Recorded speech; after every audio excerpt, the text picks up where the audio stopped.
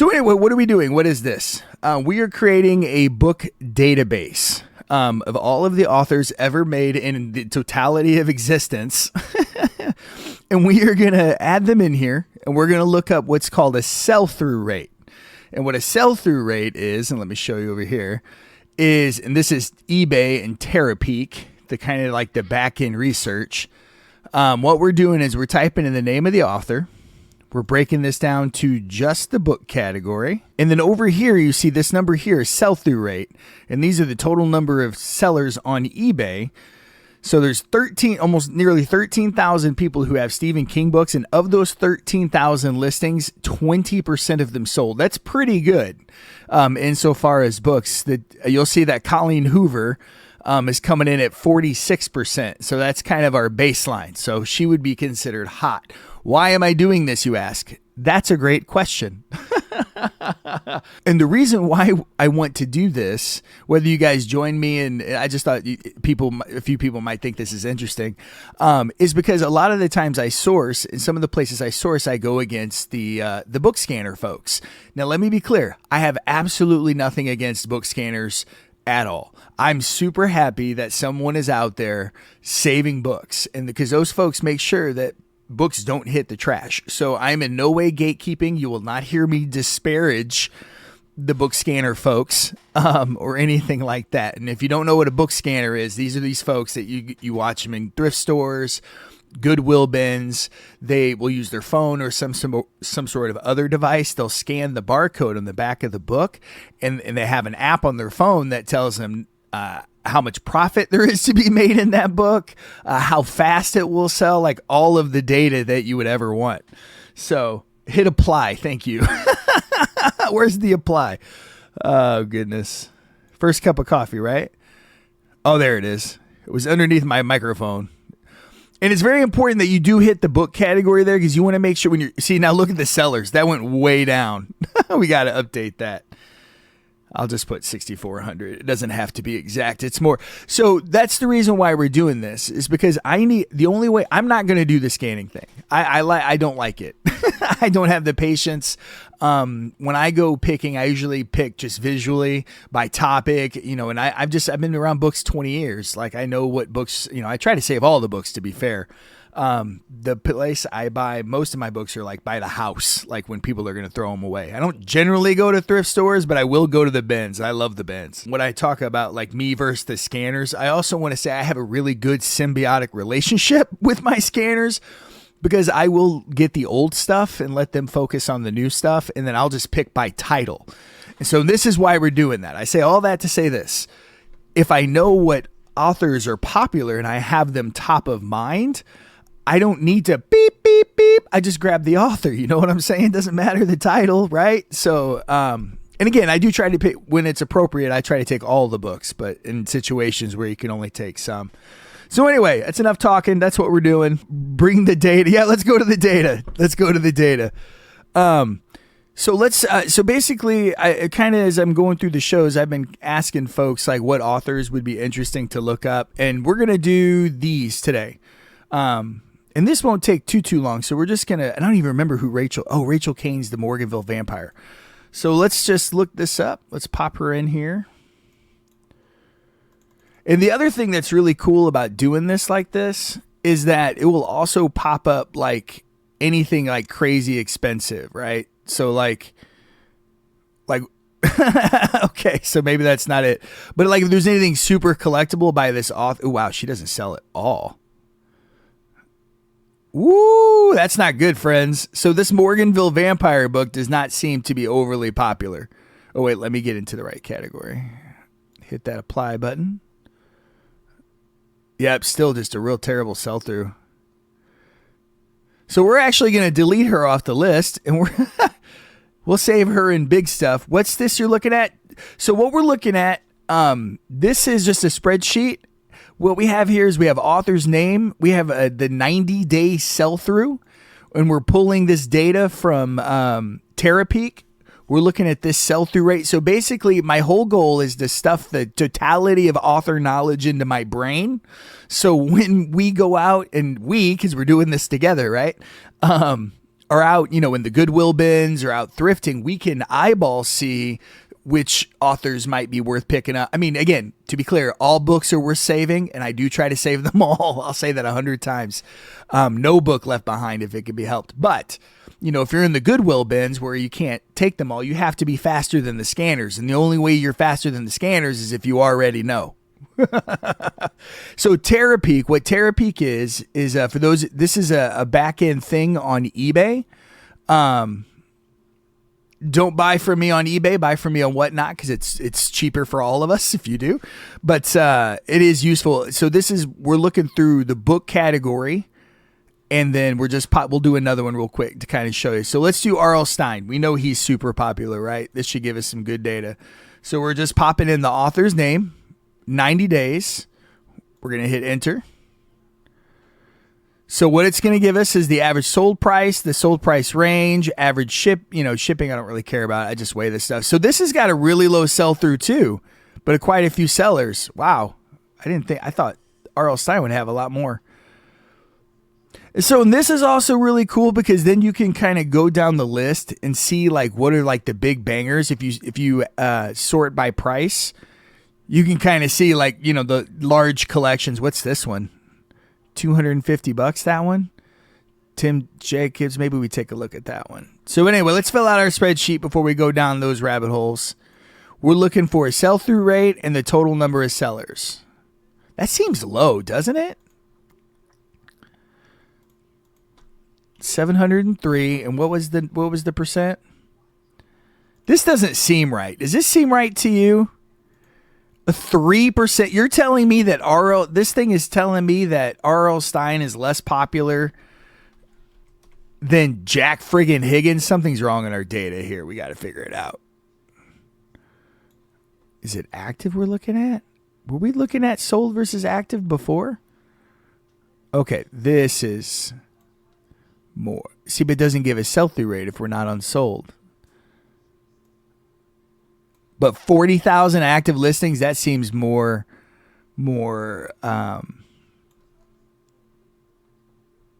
relevant.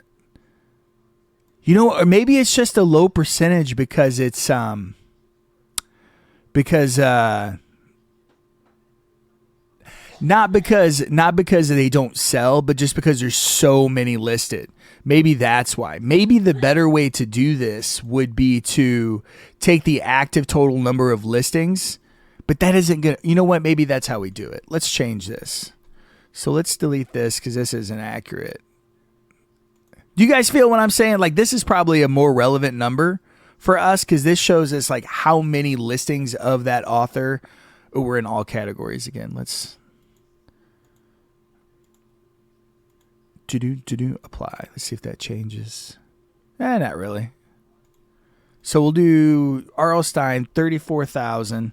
So crazy popular, and his stuff sells, but not all of his stuff sells. So that's kind of interesting. So what that tells me is that one, R.L. Stine's always worth picking up because you can make the big lots out of it, right? But it also tells me that there's only specific books within the R.L. Stine verse that are like super crazy collectible, but most of them are like, just mass printed paperbacks, which is cool. And then what I do also try to do is I kind of try to look and see let me go to sold. Maybe it's the price. Well, it wouldn't affect the sell-through rate, right? Though, because the price, so 568 sellers, but this doesn't tell me what I want to know because like as a seller, I could have 15 listings and I'm more interested in like volume. So, but 3% of what has been listed has been sold. So that means a lot of folks are listing a lot of books, but only like a certain, which would kind of indicate to me that there's like a subset of books within R.L. Stine that are like really like everybody wants. And then most of it, like people don't want. Does that make sense? And conditioned. Yeah. So let's see. Cause like all these, and these are all sold here. Everything that you're looking at is, so let me make this a little bigger so you guys can see a little better. Can you guys see that? Okay. I can make it a little bigger even still. Oh, and there are books in the buy nows, a lot of trade editions. I figured that's what we do. Just kind of open the bookstore and we would hang out, nerd out on data until my brain gets swimmy. So yeah, so this one, a signed one, sold for $175. Indiana Jones one, I didn't know he wrote this. What's this about? So this is kind of fun too, because then you can find out BOLOs. Did you know that? Did you know that R.L. Stine wrote what seems to be a choose your own adventure?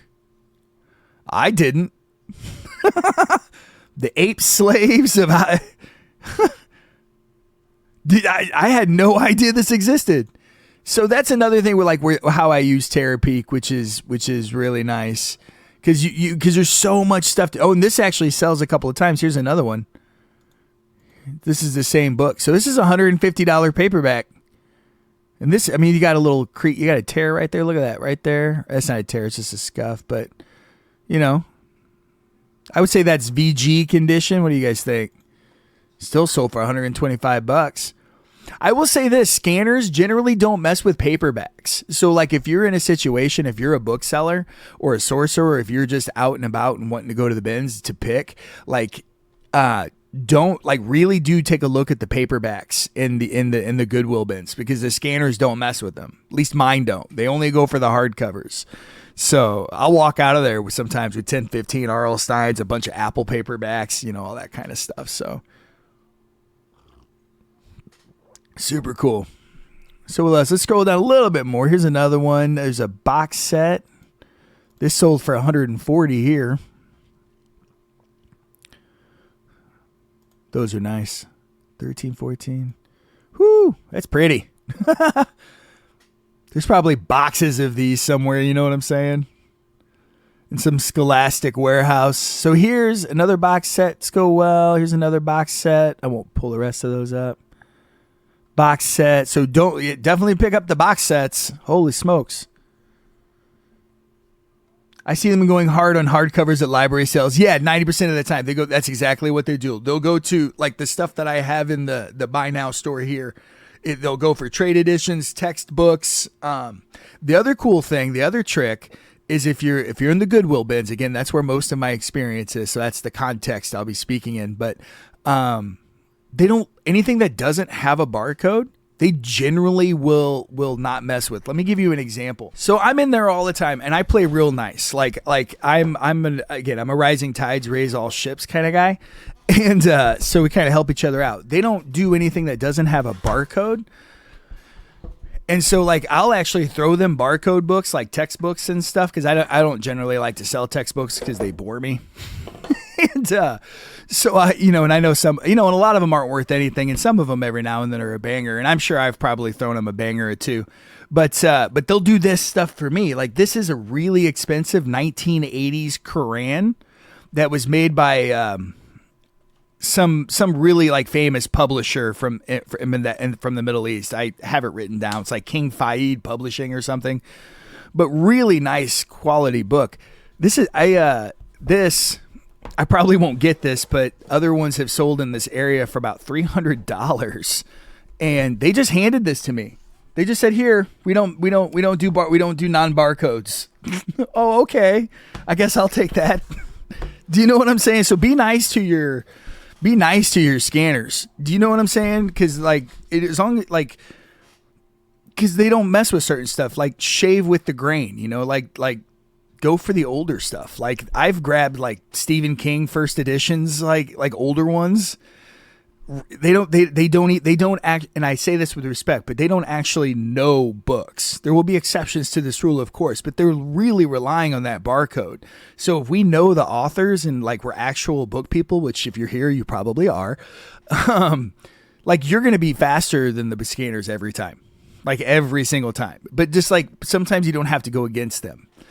And this is probably more relevant for like sellers, because like I know sometimes like it's tough going against scanners because like you want just what you want, and sometimes they can get kind of aggressive sometimes. I whooped them at the last sale because they had to go box by box. Yeah, exactly. There's no way they will ever be as fast as a pair of eyeballs and a brain. No chance. Like no chance. And but we got to do, so this is what we do. We do our homework here. So when we're out in the wild or the field, or whether it's a a yard sale or whatever the case may be, where you have to go pretty quick and you got to go in and out sometimes, and so you just want to know stuff. So we did R.L. Stine. We learned this really shocks me, because I thought the 90-day sell-through rate would be much higher, but again, with the number of listings, that makes sense. So let's do Sarah Moss. I had several of her books in the last show. The Friday night show we do, which we're building our Friday night show already. And I know I do know that she is super crazy popular. So I'm interested to see what her data is. So we're still in the book category. Let's see here. Research. Yeah. Look at that. Boom. Yeah. So always pick up Sarah Moss. 42%. So let's bam. As Emerald would say. No, I'm not going to write that. I don't think I need a note for her. I know she's really popular. So, yeah, that's pretty significant. Let's make this smaller again. So let's look how many people have her stuff sold, right? That is so high. So about 7,000 sellers, give or take. Let's write that down in here. So this is actually pretty remarkable. So 7,000 sellers. Now, and comparative to this, 34,000 with only a 3% sell-through rate. So this is 34 is obviously much higher than 7, but 42%. That means that's 1 out of 2 books. And, that's really good. That's really, really good. She is really hot. So let's look up and see some of her bangers from a collectability. But I mean, pick up her paperbacks, pick up every single thing that has that woman's name on it. Promise. Because the data says so. And it's so nice to go in there with confidence, with data, because you're not guessing, And Sarah's hot. We can do Katie Robert. I can add her to the list, Cassie. I'm not familiar with her. We'll add her to the bottom here. Did I do that right? Katie Robert. Who's the highest rate? So I've only been doing this for a while. The highest has been Colleen Hoover. Now, but we have to look this up because this is probably older data. And that's the other thing it'll change, right? Because like when Colleen stuff comes out, it'll be real popular to be in the in people's minds. So everything's data. That's, if you were to graph the plots, so like it might be worth coming back, checking every 6 months if like you wanted like real particular data.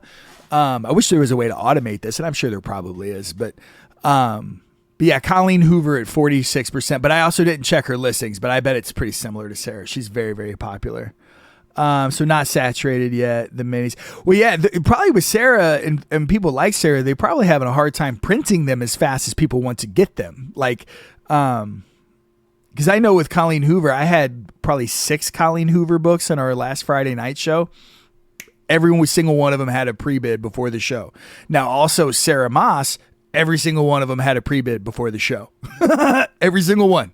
100% sell-through rate on those 2 authors in my last show. So, very high. They each go for like 300. Oh, damn. That checks out. Looks at wife's shelf. Yeah. I have a 20-year-old kid. Her shelf looks exactly the same. So the Sarah Moss stuff's already out of print. Or are you talking about the author that you had me look at? We'll look at that one. So let's kind of go through. Oh.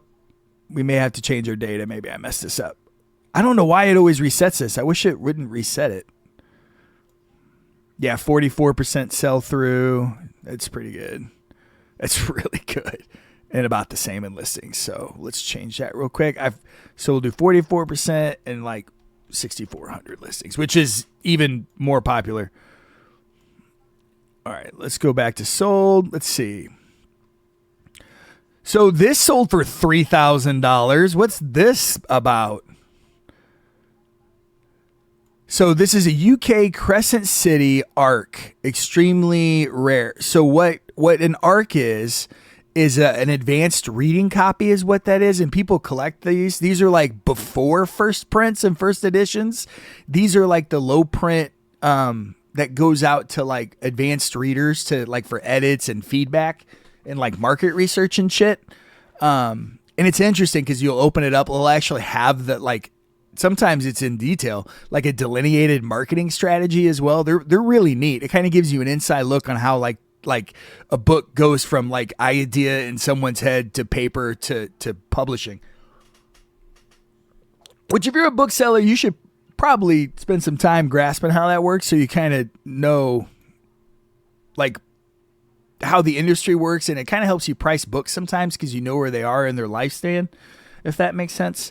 Now most are ebooks so they can't sell later. That makes me sad.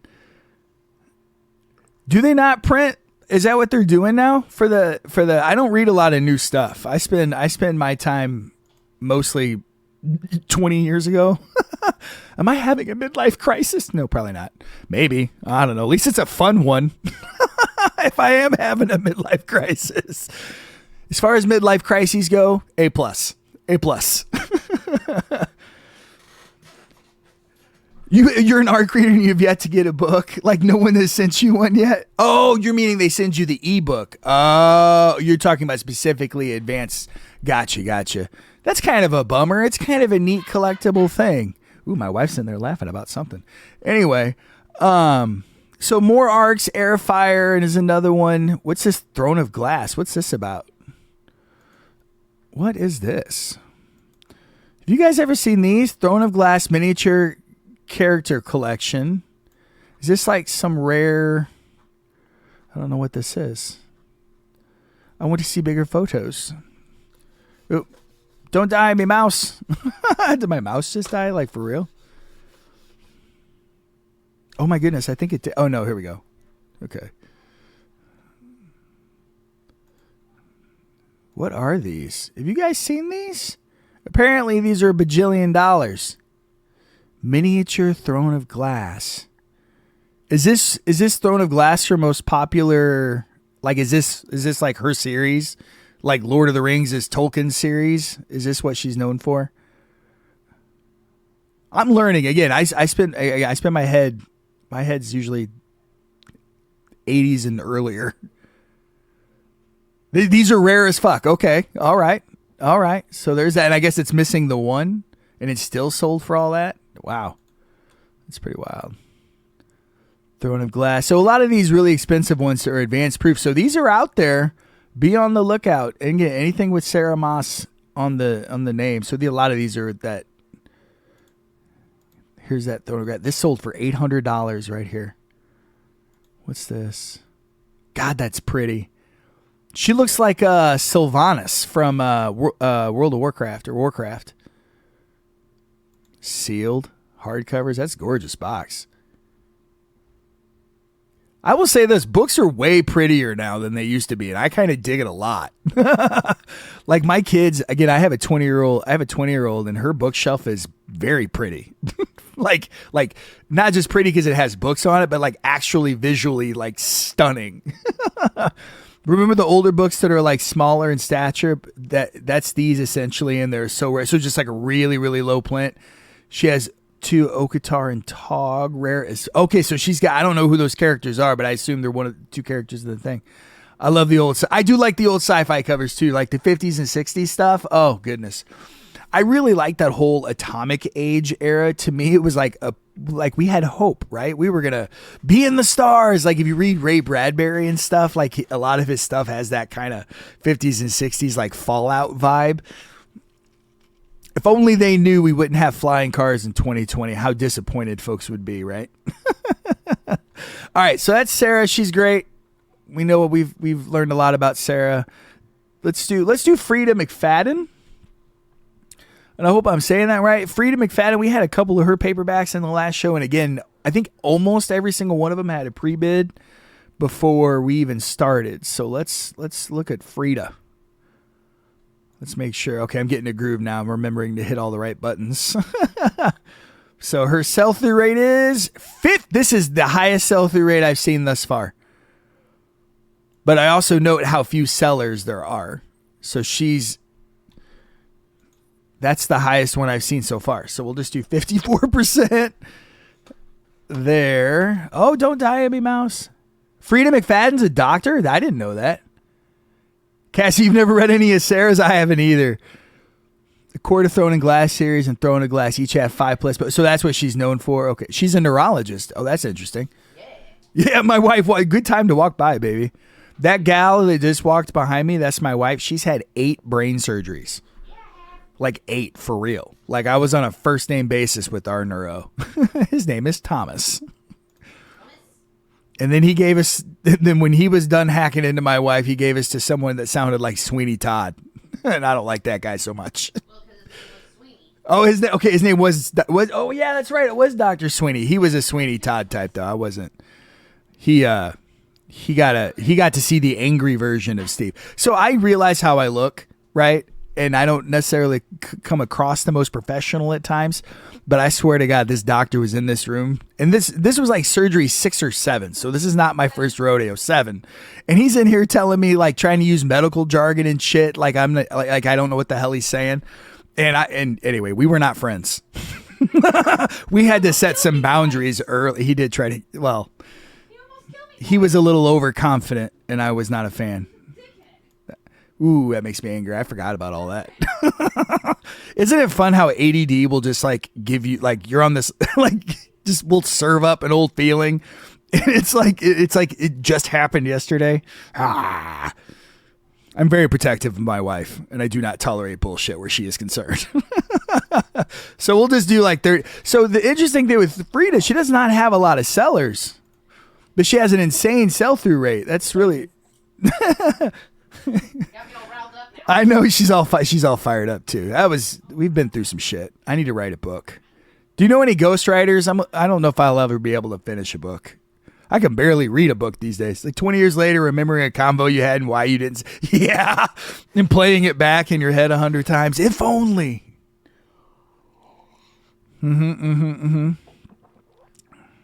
Yes, the good and bad of ADHD. We put feelings away and they are just in the drawer ready. Oh, they are. I can get whoo. And I do feel bad for like other folks because like sometimes, you know, you go from one thing to another thing and they're loosely related. It makes sense to us, but like when you articulate like the path your brain took to get to a place, people are like, huh?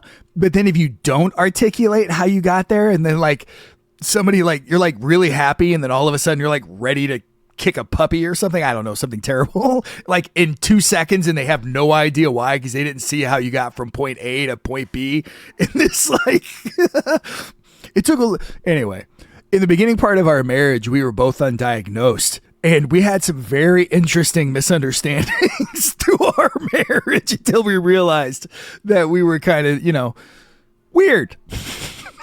So it worked out. We figured it out. Know thyself. Just saying, if you know thyself, you can be patient with yourself. So she doesn't necessarily have one particular book or so that is really standing out. I've sold a copy of The Housemaid, not signed though. I sold a copy of this too. Anyway, so it seems like more like just getting a bunch of her stuff together. But with a sell-through rate of 56%, I mean, you should always pay. Oh, this is a series. I may have sold a series last night. Didn't know it was a series. Or not last night, but Friday night or Saturday night. All the days kind of run together. I spend a lot of time in the book cave, kids. She's hard to find, huh? Okay, good. Maybe that's... Well, I mean, yeah, that's one thing I did absolutely notice. I wonder, because she's only got 34 total sellers, and she didn't have many more listings in the active, too. So what that tells me, looking at the data, and is that there's only right now 35 active listings. Now, remember, like Stephen King had like 20,000. And like R.L. Stine had like 40,000. So if that gives you kind of an apples to apples comparison of how hard probably she really is to find. I didn't know that she was that difficult to find. I'm asked about her all the time. I wonder why they didn't print more books. Like, I wonder what the story is there if so many people... Like, if you're a book publisher listening to the show, this might be one you want to consider doing some reprints on. Just saying. Data says we need more. Well, most of hers is free. Oh, I see. See, that's what I need to kind of start grasping is, do you think people buy more ebook versions of stuff? You know what? That would make sense why the books are getting so pretty now, because people aren't necessarily buying the books to read. They're buying the books because they're in love with the author and they want to display the book as if it were a piece of art. That makes complete sense to me on why some of the prettier editions and the books are having the really pretty edges, the amazing covers, and they're lower print. It's because people are, is that what's going on? Like, again, I don't read normal, like, new stuff, but so many big ones are free. Interesting. Visual appeal. Yeah, and the books are like really pretty. Like one of my favorite, I have to get a lot of prescriptions from Target. So my favorite way to kill 15 minutes while they fill the prescription is just to go to the back in the Target bookstore. Like, it's so pretty. It's so pretty. And the new Tolkien reissues are really pretty. Like, everything has a vibe now. Like, I dig it. I've bought books just for the cover and edges. Hey, man, what's up, Beardman? Good morning, friend. We're just hanging out, looking at nerd stuff. We're looking at sell-through rates and just kind of just being nerds. A little bit. So 54%, did we write this down? That's really high. So let's go a little old school. I think he's still right, but let's do Michael Crichton. I like this song. Research. So that was interesting. We learned something there. Change this to books. Apply.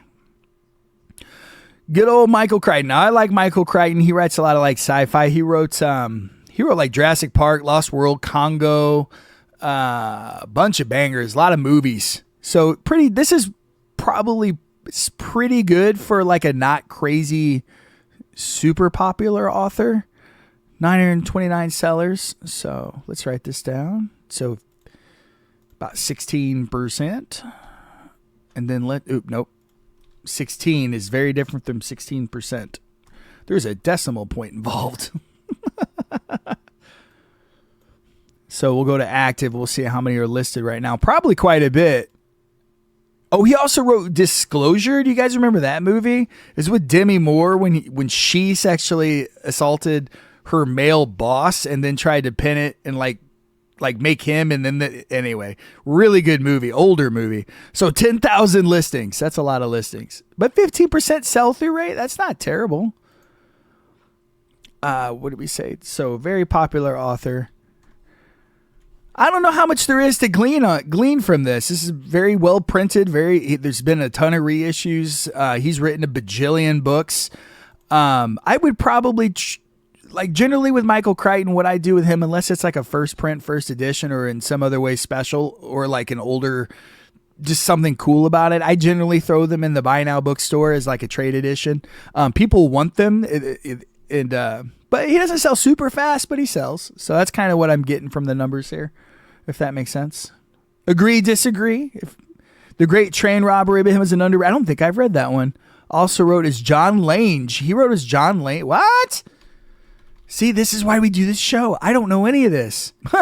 Anyway, Michael Crichton wrote as John Lange. What books were written as this author, and why did he decide to write under a pen name? Was it just a vastly different style of book? Sometimes folks will do like if they have a solid brand, they'll write under a different pen name because they don't want to like confuse people. You know what I'm saying? Like if Stephen King's known for horror, and he all of a sudden wanted to write like romance, like maybe he writes under a different name, or maybe he doesn't. I don't know. But Michael Crichton wrote 8 novels under the pen name John Lange between 1966 and 1972. These were early in his career while he was still a medical student at Harvard. I did not know that either. He used a pseudonym to keep his writing separate from his academic and professional life. Got it. So like if he wrote these books and then, I got it. The name John Lange from the German word long was a tongue-in-cheek reference to Crichton's own height. Crichton was 6'9". Did you know that Michael Crichton was 6'9" and a medical student at Harvard? Did you know that Harvard had giants? Here are the books he wrote as John Lange. Odds On in 1966. Now, this is good because I bet these are crazy collectible.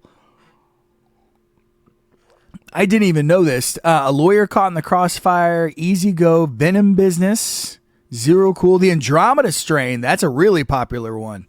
They made a movie. Though published under his real name, it marked the turning point when he dropped the length. So this was kind of the last one. Futuristic medical thriller, Drug of Choice, Grave Descent, Binary. These books were pulp-style thrillers and weren't initially linked to Crichton until later in his career when he was already well known. They were reissued under his name in 2013 by Hard Case Crime. Wow. Neat. Also, why the heck did King write as Bachman when it's the same? So, Cassie, the story with Crichton was a climate change denier? So to answer your question about why the heck did King write as Bachman when it was the same genre? So the issue with, I do know this one because I'm a huge King fan. He was writing books so quickly that the publisher kind of pushed back on his, like, because they didn't want to dilute his brand. And I'm sure they wanted to make sure that, because you got to let each book breathe. You got to give time for it to consume. You got to get the sales out there, and I think the publisher thought that he was actually hurting his future sales by pumping out books too fast. So he said, F it, I'm going to keep writing anyway. And then he wrote the 4 novels as Bachman so he could continue to write and not piss off his publisher, which is, I think, the gist of the story. So, but yeah, same. And those are really expensive. Like the big one is Rage. And obviously there's more to that particular book than just being a Bachman book. But that paperback's like $3,500. No shit. We looked that one up the other day. State of Fear is a rebuke of Al Gore and climate change. Oh, I didn't know that. I think I have a copy of State of Fear right now too. It says State of Fear is a rebuke of Al Gore and climate change. That's crazy. So neat. I kind of want to look up Odds On though. Let's look up Odds On. Odds On John Lange. Oh, wow. Here you go. There you go. So let's come down here. You always want to look at completed listings, sold. Anybody can list anything for any price. A sold listing, money is actually exchanged hands. So that's the way you want to price. So the old paperback here, this is a reissue because it's Michael Crichton. This was another one, John Lange. I'll have to look at literally every book I have now. Here's the first edition of Binary. Let's just look up John Lange.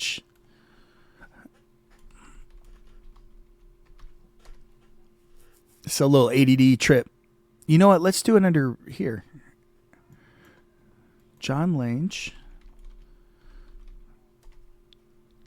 I love this song. I'm not gonna lie. Apply. Yeah, that's what we want to see. So actually quite a bit is listed under him. 1,300 listings. Let's see what's actually sold though. So he's only a 9.73 sell-through rate, which is not terrible, but let's see what bangers. See, this isn't supposed to be in here. That's supposed. So this may be pulling up different John Lange because apparently this must be that crime set. We'll take a look at that because a lot of these are like, this is the one thing you got to kind of be check is that sometimes it pulls up a bunch of other stuff and that will pollute your data. So you have to like kind of reason through that. There's not really a way to separate it. So sometimes you just don't get good data. Here's Binary for 35. Here's Venom Business for 27. I assume these are first prints. John Norman. I'm just seeing. Doesn't seem like they're crazy popular, but I guess like it's if you know, you know kind of a thing. Oh, where did these go? Here, this is that by heart. Remember the AI told us Hard Case Crime. These are what those look like. And there's the 1, 2, 3, 4, 5, 6. Is this missing one? So pretty neat. I think these are cool. They do have like the pulpy vibe to it, don't they? If I would have seen these from a distance, I would have assumed these are from like the 40s or 50s, even though they didn't really dress like this back then, did they? These are not old school swimsuits. Anyway, super fun. Masterworks look. Yeah. My fave is The Long Walk. I don't think I've read that one. All right, cool. So we learned something else. We're learning shit today. I dig. Let's close that. Let's go back over here to the top. How long have we been live? 15 minutes? Okay. Let's do like one or two more. We'll do one more. This is a work in progress. So why don't you guys tell me, do you guys have an author you guys want me to look up? It'll be the last one. We could do the Katie Robert. I don't remember who recommended that. Let's look up Katie Robert. Tanith Lee? We can do Tanith Lee. We'll do both. Katie Robert and Tanith Lee. What's this about? So 11% sell-through rate, 828 sellers. So kind of Michael Crichton-y. Oh, I'm in the wrong category. Then I did it again. Apply. So bumped it up to a 12. That's pretty decent. 141 total sellers, so not a ton of it out there. Let's see how many she's got active. She's got 3,000 books currently active. Oh, Neon Gods. I just sold a copy of this yesterday. I sold a copy of her as well. Is this like a book talkie lady? It seems booked. Oh, this sold for $300. Wow. That sold for $145. Let's take a look at these. This is someone else. Dark Olympus. I think that's cool. Let's see. We're learning. So that's what she's known for. Is that series, this Dark Olympus series? Let's write that down. Dark Olympus series. And she's book talk. Oh, all really spicy. Book talk spicy. I'm learning. These new books hit a little different than the romance back in the day. Oh, that's pretty. Here, let's look at this. Look at those. I sold a copy of Neon Gods. Those are pretty. We were just talking about pretty books, weren't we? Look at those covers. Oh, my goodness. I love it. Neon Gods. I get it. Well played, artist people. I would move heaven and earth and the underworld itself to keep you with me. Rawr. Now, what do we call these? Sprayed edges? Is that what the technical term is for this? Dark Olympus and Neon Gods. Is that two separate things, or is Neon Gods part of Dark Olympus?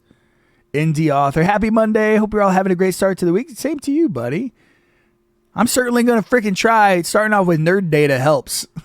Hades and Poseidon. Okay.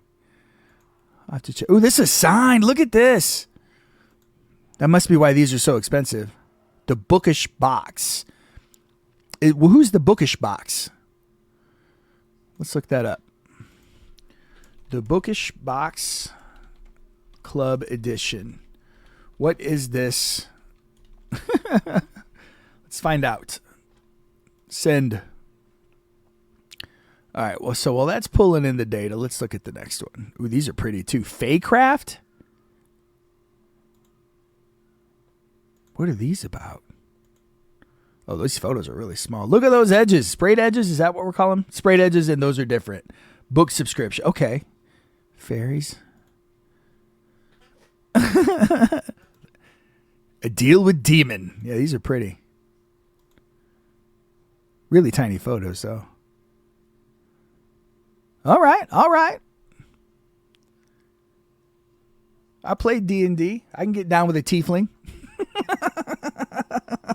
My wife comes out. I will fight a tiefling anyway.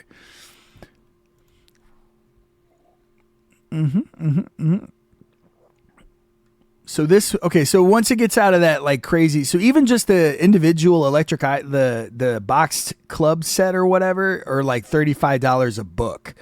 So, and a lot of times when you get all of a collection together, it kind of does add, like in my head, I always it assigns like a 10% more value when you have all of them together versus one at a time. So try not to break up sets if you can always help it. So here's an arc. She's got some arcs out there. Oh, Okay, so here's like, I think I sold this literal book on Friday. I got really lucky and I found a young lady's collection in the bins and I bought like the whole thing. And that's where all the book talk books came from last Friday. I'm not always that lucky, but I am looking. And the more I learn, the better I'm going to be able to see them. So, but I tell you what, those sprayed edges are a dead giveaway. If it's got sprayed edges, pick it up. It doesn't even matter what it is. All right. So let's plug in the data for Katie. We got a little distracted. So she's got some neat stuff. So 12.7, we'll just call it a 13%. Not 13%, because that is two very different numbers. And so we're thinking she's got not that many physical books. Is she another one that sells a lot of ebooks? And then the physical copies are like more collector's items and sprayed edges and like for the dedicated folks. Is that kind of the vibe now for books? Which is interesting because one of the biggest because books are books and they're always fun to read, but like there really wasn't a lot of collectible books in like the 90s and in the 2000s. It was like same as comic books. They just, and not even like comics books, they tried to do special stuff in comics. But then like all of a sudden, like in the late, like getting towards 2020, it feels like all of a sudden the books got like really pretty. I think so, at least for a lot that start as indie. Maybe people that's the other thing to hear. A lot of them don't hit the secondhand market. Because I think like, cause you keep them, you put them on your shelf. Do you know what I'm saying? Like people used to, like if you'd have bought a book in 2000, like maybe you put it on your shelf, maybe you just trade it with somebody else. But now they're like collectible pieces of art. Like there's been a vibe shift. Like I do not, very, very, very, very, very rarely will I find any contemporary books out in the wild. They just, you're absolutely right. People keep them. That is the long and short of it, really. Let me see. Let me get the seller in here. I mean, she's got 3,000 active listings. It's more than Frida. A lot more than Frida. So, and this is and also that's another thing we have to take into consideration. Like, can we really say that Frida is more popular than Katie? Even though she's got a 54% sell-through rate, she's only got 34 listings. This is a 13% sell-through rate on 3,000. Do you see what I'm saying? And these aren't necessarily apples to apples because this is current listings and this is sold listings. We're just kind of using this as a benchmark for like volume. So just something to consider. Like data is data, but like you still have to like analyze the data. Like, you know what I'm saying? Like it tells us a story. But it's up to us to kind of understand the story it tells us. And data can sometimes be misinterpreted. So you'll hear me give like 1,000 caveats. But this is kind of just a benchmark on whether or not like I need to pick this before the scanners get to it. Kind of a thing. Or if I'm picking over the scanners, because sometimes they're slow, right? They get stuck in a spot and they got a bunch of books and I'm just looking over the shoulders. Anyway, there are a lot of spicy authors and I feel like less new thriller authors. Yeah. I actually was in a conversation with someone about that the other day. It was a male author and he was kind of making, I don't know if he was talking in good, I don't know him super well, but he was basically saying it's getting harder and harder to find like male authors. Like most of the authors now are female. And he wasn't complaining. He was complaining about he was having a hard time getting his book published, so he's kind of pissy. But so I don't know. Hot man, that's not Fabio. We'll sell quick on whatnot. Hot man, that's not. I have noticed the most popular books, like shows in the book category, or the spicy books, like the dark spicy book talk shows. So, but that's good because I know anybody who comes to those shows will likely kind of look at other shows as well. And any book is a gateway drug to another book. And so, yeah, jump in. The water's nice. You know what I'm saying? I'm just glad you're here. Well, who were we doing? Did somebody say? I forgot. We were doing one more. And then we were going, oh, goodness. I'm looking through the chat right now. Hold on. If I can't find it right away, we'll pick it up. What's up, Numi? Good to see you, buddy. Yeah, Casey. Yeah. Books are gateway drugs to other books. You know, start them young, hook them young. Use the tobacco industry stuff. Oh, okay. Let's do one more. Let's do Robert Jordan. Let's do Robert Jordan. Let's jump to a male writer. He wrote the Wheel of Time series, which is I think did a Netflix show. I know his first editions are starting to get a little hard to find. I don't find a ton of them. And I assume that they've really kind of gone up in collectability in price just because of the... And then I think Brandon Sanderson actually, didn't he finish the series? Or something like that? Wait, we got to go book category, books. Apply. All right, let's see. Let's go to sold first. See that sell-through rate. 24%. Okay. It's on the high side. That is on the high side. So, and then it's what's really cool is I'll be able to, did I do this right? And then I'll be able to sort from Z to A. Wait, no, did I do it wrong? A to Z? Yeah, no, the other way. Z to A. I had it right the first time. Z to A. So I'll be able to, have a running total, which we'll be able to look at the beginning of every show and kind of glance through this as we add. So where's Jordan? We're going to come back down here. Jordan. Let's see number of listings.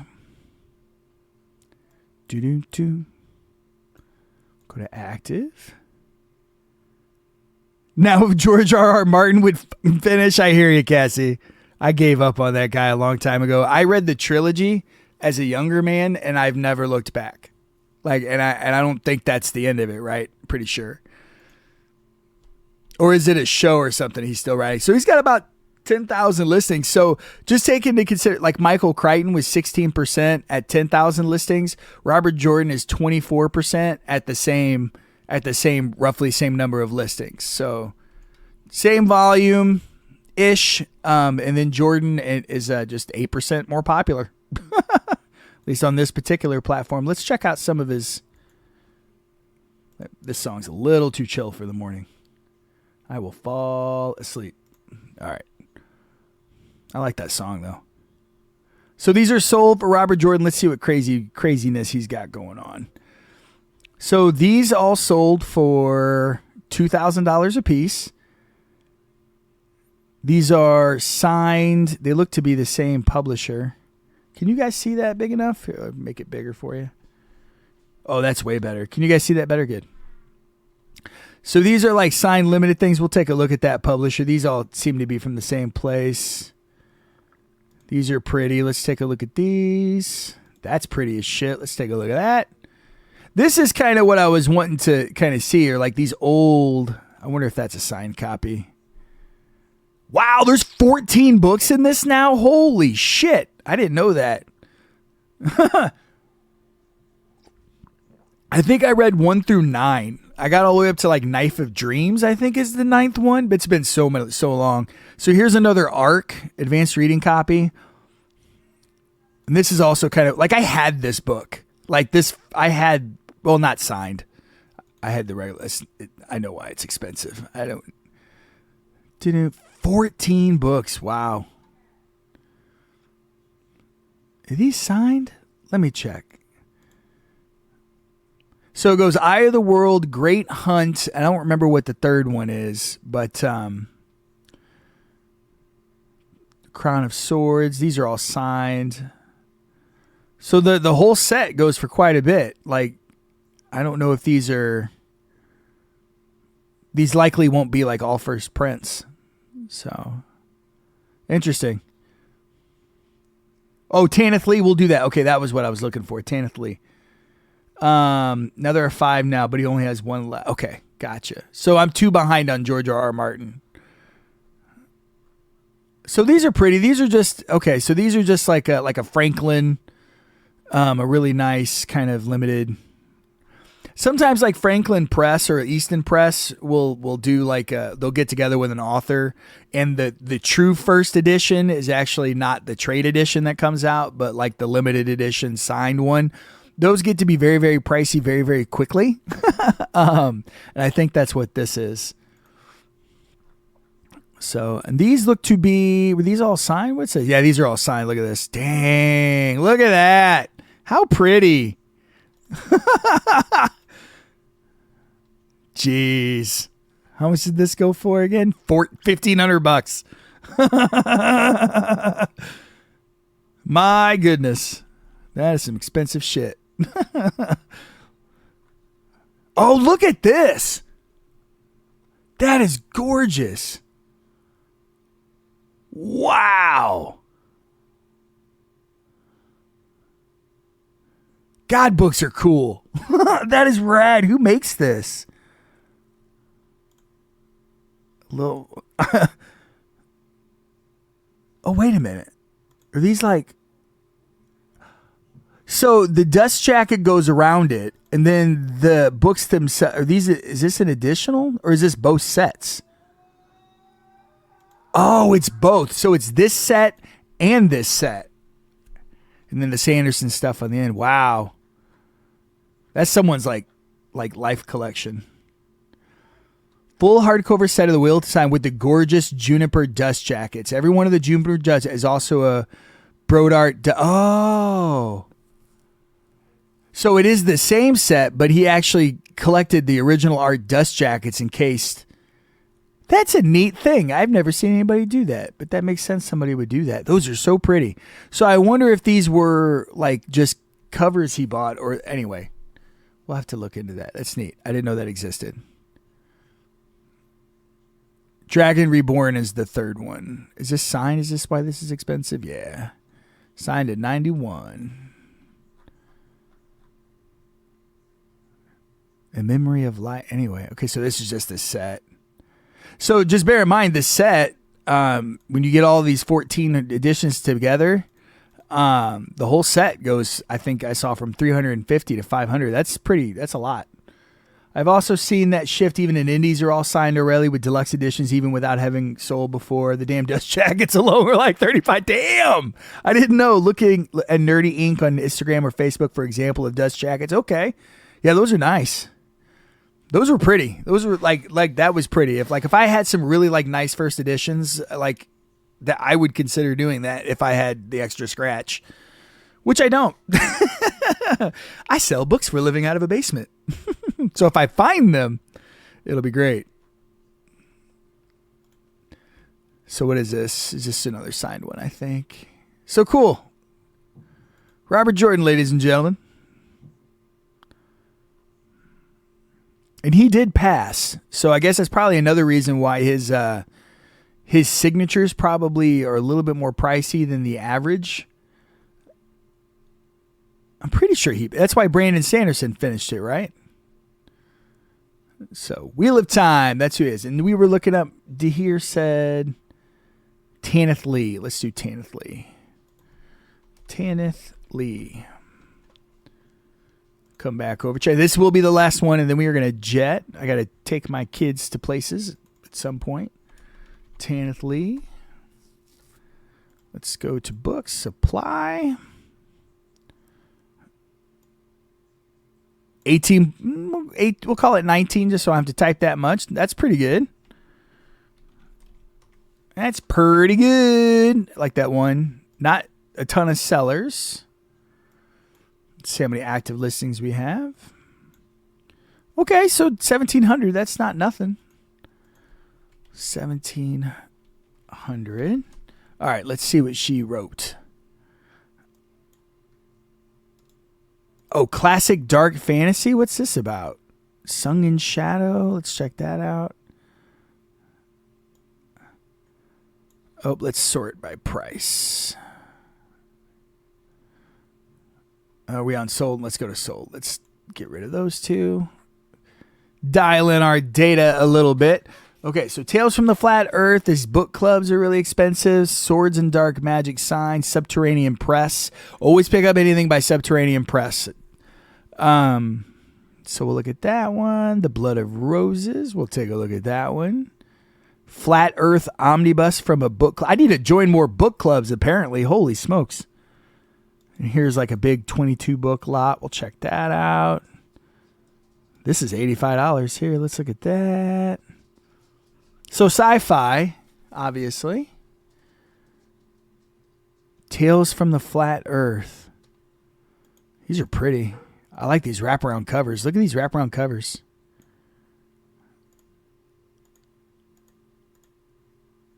Pretty, pretty. Yeah, I don't know this story. That's rad, though. Like, look at this dude. Kind of reminds me of Morpheus a little bit. New Sword and Sorcery. Original series. Oh, so this is kind of like an anthology, kind of. Oh, look at that. Look how many people it's signed by. That's fun. So is Tanith Lee in here? CJ Cherry, Lou Anders. Maybe she put it together. Or maybe that book has nothing to do with Tanith Lee. I don't know. The Blood of Roses is signed. One of those, Legend limited editions. I'd never heard of that publisher. 200. Beautiful end papers, marbled papers. I thought he had one more. Okay, no, let me. You can't do this all day. I'd like to do this all day. Fantasy Romeo and Juliet. Is that what this is? And it's dark. Oh, you like the dark stuff. Yeah, I'll have to look this up. Is it like dark fantasy? Oh, here's a bunch of books that she wrote.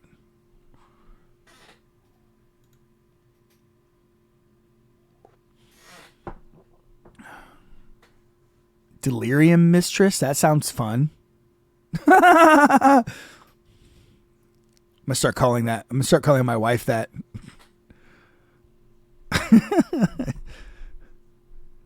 Book of the Mad, Book of the Beast. I'm not overly familiar with these titles. Electric Forest. That sounds fun. I like that cover. That's like 76. Oh, please show me the front of that cover. I want to see the front of that cover. Tanith Lee, Electric Forest. I want to see the front of the cover. Oh, that's fun. What's that about? Look at this.